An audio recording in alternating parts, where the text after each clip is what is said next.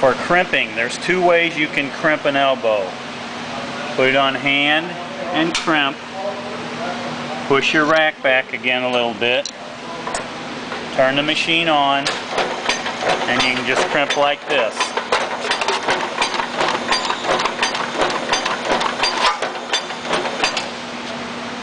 Or